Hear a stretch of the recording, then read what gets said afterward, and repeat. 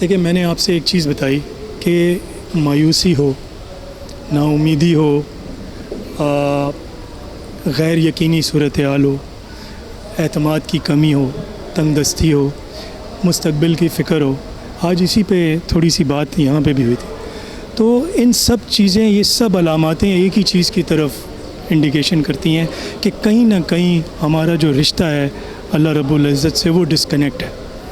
وہ رشتے کو ہم جوڑیں، کیونکہ اس کی صفات میں مایوسی، فیل ہونا، نا امیدی ہے ہی نہیں، کیونکہ وہ رازق، مالک، خالق ہے اور وہ ہر شے پر قدرت رکھتا ہے. جو چاہتا ہے کرتا ہے، جس کو چاہتا ہے عزت دیتا ہے، جس کو چاہتا ہے ذلت دیتا ہے، جس کو چاہتا ہے کامیابی دیتا ہے، جس کو چاہتا ہے ناکامی دیتا ہے. اس کو اس کے ساتھ جڑ کر یہ تمام کمی بیشیاں ختم ہو جاتی ہیں، کیونکہ رب کا نفسیات میں آنا، ایمان کا زندہ ہونا، اللہ کے رسول صلی اللہ علیہ وسلم کی محبت کا دوبارہ سے ہمارے اندر ایکٹیو ہونا اور ایک عملی شکل میں ایکٹیو ہونا.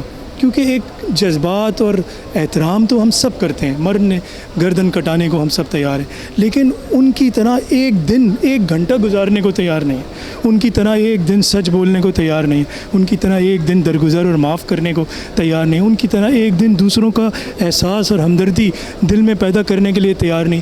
یہی تو وہ اسوہ حسنہ ہے، یہی تو وہ رحمت للعالمین صلی اللہ علیہ وسلم کی جو سب سے بڑی سنتیں ہیں اور سب سے بڑے جو ایک نشانیاں ہیں کہ جس کے ذریعے پوری اس دور میں تو لوگوں نے عروج پایا، لوگ مایوسی کے اندھیرے سے نکل گئے. آج بھی ہم نکل سکتے ہیں. اس تمام چیزوں میں میں ایک چیز کہوں گا کہ ایک تو یہ کہ ہم اپنے طرف، جیسے یہ کیمرہ میری طرف ہے تو تھوڑا سا ہم اپنی طرف کیمرہ کریں، اور کیمرہ یہ کریں کہ ہم رات کو جب سوئیں تو سونے سے پہلے اپنا ایک احتساب کر کے دیکھیں کہ ہم سے کیا غلطیاں ہوئیں آج تک. آپ یقین جانیں کہ اللہ قرآن میں جو چیز آیات کی صورت میں فرما دی ہے وہ ایسے ہیں جیسے پتھر پہ لکیر ہے. وہ قانون ہے، اس کو کوئی نہیں بدل سکتا، کیونکہ وہ کہتا ہے لا تبدیل لکلمات اللہ، اللہ کے کلمات کو کوئی نہیں بدل سکتا. تو جب اللہ تعالیٰ نے یہ فرما دیا کہ اللہ کسی پر ظلم نہیں کرتا، ہم خود اپنے نفسوں پہ ظلم کرتے ہیں، تو اس کا مطلب کہیں نہ کہیں ہمارے ہاتھوں کی کمائی، ہماری لالچ، ہماری خود غرضی، ہماری جذباتیت، ہمارا بغیر سوچے سمجھے فیصلہ کرنا، کہیں نہ کہیں پھلانگنا حرام حلال کی حدود کو، کہیں نہ کہیں ہم نے پھلانگا اور ہم جانا اس ناشکر گزاری کی طرف. یہ ساری چیزیں ہیں جو یہ وبال، یہ پریشانیاں ہماری زندگی میں لے کے آئی ہیں. ہم اور آپ ان والدین کے اولاد ہیں کہ جنہوں نے ایک اچھی تربیت کے اندر، مضبوط تربیت کے اندر آنکھ کھولی، اس لیے ہم نے وہ چیزیں ایک بڑے ہوتے ہوئے نیچرلی ہمارے اندر آ گئیں. لیکن آج ہم دیکھتے ہیں کہ یہ تربیت کا ہی تو فقدان ہے، کیونکہ اگر کوئی انسان، کوئی باپ ہو یا ماں اپنی اولاد کو ٹھیک کرنا چاہتا ہے، وہ خود ٹھیک ہونا نہیں چاہتا، جبکہ وہ یہ بھول جاتا ہے کہ بچے اس کا عکس ہیں. اچھا، وہ خود جھوٹ بولتا ہے اور بچوں سے ایکسپیکٹ کرتا ہے کہ وہ سچ بولیں. وہ خود وقت کی پابندی نہیں کرتا اور بچوں سے چاہتا ہے کہ وہ وقت کی پابندی کریں. ایسے نہیں ہوتا. یہ جو تضاد ہیں، اس کی وجہ سے جو ینگسٹرز ہیں وہ دور ہو جاتے ہیں، پھر وہ ایسی جگہ دل لگاتے ہیں. اور شیطان آج کل جو ایک سب سے بڑا دور ہے وہ یہ ہے کہ مادر پدر آزادی، کسی کے آگے جواب دہ نہیں ہے.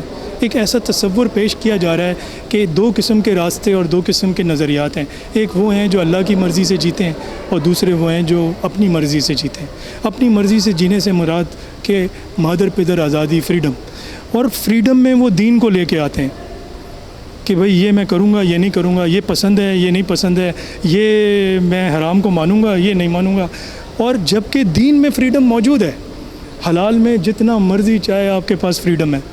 آپ کو جو کھانا ہے، بے پناہ نعمتیں اس کی موجود ہیں. حلال رشتوں میں فریڈم ہے، حلال تربیت میں، حلال کام میں فریڈم ہے. تو ہر چیز میں خیر و برکت اللہ نے رکھی ہے. اس غلط فہمی کو دور کرنا ہے. رہی بات یہ کہ معاشی تنگی، میں یہ سمجھتا ہوں کہ ایک ناشکر گزاری.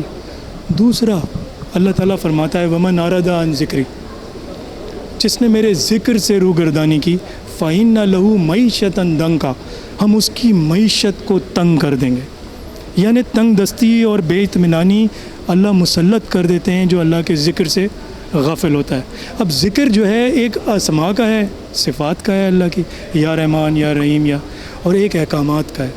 میں اس ذکر کی بات کر رہا ہوں کہ جو احکامات کا ذکر ہے وہ اللہ کی آیات میں ہے، وہ ذکر جو ہے اس میں ہمارے لیے صحیح اور غلط کی تمیز ہے، اور ہر قدم پر اللہ کی ہدایت موجود ہے۔ قرآن ایک وائی فائی ہے، بغیر وائی فائی کے انٹرنیٹ چلتا نہیں ہے۔ اللہ کا وائی فائی ہے قرآن، اس کو کھولیں ہدایت کے لیے، کنیکٹ ہو جائیں اس رب العالمین سے، پھر وہ جو کہتا ہے وہ کرتے چلے جائیں۔ آپ دیکھیں کہ زندگی میں آسانیاں ہی آسانیاں ہیں۔ میں نے تو یہ دیکھا کہ کچھ نہیں کیا، صرف توبہ اور اصلاحی کی، لیکن وہ کیونکہ نیت پہ جزا دینا شروع کرتا ہے، اور انسان جب تک عمل پورا نہ دیکھ لے اس کو یقین نہیں آتا، تو وہ تو دل جانتا ہے، دل کی حالت جانتا ہے، تو وہ دل اور نیت دیکھ کر ہی ہمیں نوازنا شروع کر دیتا ہے۔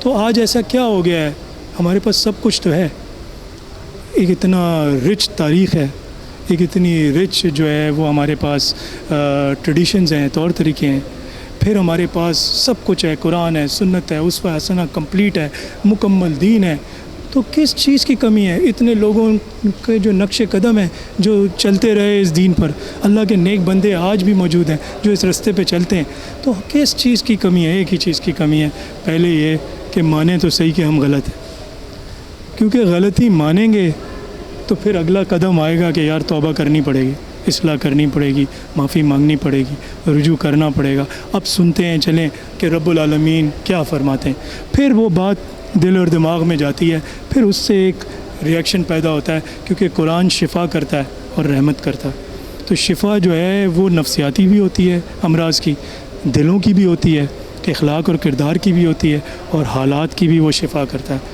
ہیلنگ ہی ہیلنگ ہے، اور رحمت جب وہ کسی پر واجب کرتا ہے تو اس پر کرتا ہے جس کا رشتہ اللہ رسول سے بن جائے۔ تو میں نہیں سمجھتا کہ کوئی ایسی چیز ہے کہ جس کے لیے ہمیں کوئی نیا سلوشن چاہیے۔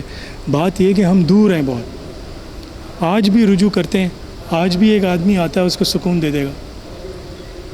آج بھی کوئی، آپ دیکھیں تھوڑی دیر کے لیے ہم پریشان ہوتے ہیں، نماز ہی پڑھتے ہیں، چاہے ہمیں سمجھ آئے نہ آئے، لیکن ایک سکون کی کیفیت وہ دے دیتا ہے۔ سوچیں کہ وہی صلاۃ اگر ہمیں یہ پتہ ہو کہ ہم کس حکم پر سجدہ کر رہے ہیں، اس کا مطلب کیا ہے، ہم وعدہ کر رہے ہیں، اور بعد نماز ہمیں اس کو اپنی زندگی میں کر کے دکھانا ہے، تو اسی طرح تو صلاۃ قائم ہوتی ہے۔ اور جب صلاۃ قائم ہوتی ہے تو گراؤنڈ پر اللہ اور اس کے نبی صلی اللہ علیہ وسلم کا نظام قائم ہوتا ہے، دین کا، وہ شریعت کے اصول قائم ہوتے ہیں، وہ سلامتی قائم ہوتی ہے، خیر و برکت قائم ہوتا ہے، وہ عدل و انصاف قائم ہوتا ہے۔ ہر انسان ڈھونڈ رہا ہے کہ کوئی آ کر کرے، جبکہ اللہ قرآن میں فرماتا ہے ادخلوا فی السلم کافہ، تم پوری طرح اسلام میں داخل ہو جاؤ۔ ہمیں انٹر ہونے کی بات ہے۔ دیکھیں میں ایک چھوٹی سی مثال بتاؤں، اسلام میں جو داخل ہوتا ہے اس کو کہتے ہیں مسلم۔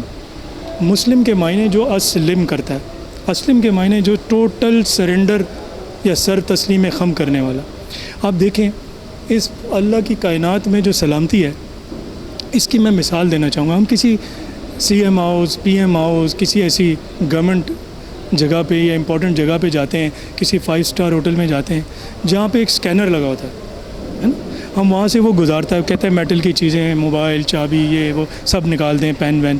جب تک وہ الارم بجے گا وہ اسکینر سے ہمیں وہ پاس کرنے نہیں دے گا، وہ بولے گا نکالو، بیلٹ بھی اتارو۔ ایئرپورٹ پہ آپ دیکھیں وہ ایک چھوٹا سا کوئن بھی ہوگا نا، چھوٹا سا، وہ الارم بجائے گا، الارم بجے گا، آپ اندر نہیں داخل ہوتے۔ یہی ایک حکمت ہے اسلام میں سر تسلیم خم کرنے کی، اسلم کرنے کی۔ وہ کیا ہے کہ اپنی میں کو، اپنی تکبر کو، اپنی پسند ناپسند کو، اپنی تمام کمزوریوں کو، ہمارے جو بھی نظریات ہیں پہلے، ہر چیز کو اللہ کے آگے سرنڈر کر دیں۔ جیسے ہی سرنڈر کرتے ہیں داخلہ اسلام میں سلامتی میں ہو جاتا ہے، کیونکہ ہم نے اپنے سارے بوجھ اور کمزوریاں نکال کے اللہ کے سامنے رکھ دی، اس نے سلامتی واجب کر دی۔ اب جو بتاتا ہے قرآن و سنت تو وہ غور سے سنو اور اپنی زندگی میں اس کو عمل کرو، تو اللہ ہدایت بھی کرتا ہے، اور ہدایت کا مطلب ہے منزل تک پہنچنا، اور ہر انسان کی ایک ہی منزل ہے کہ اللہ اور اس کا نبی راضی ہو۔ ہر مسلمان یہی چاہتا ہے۔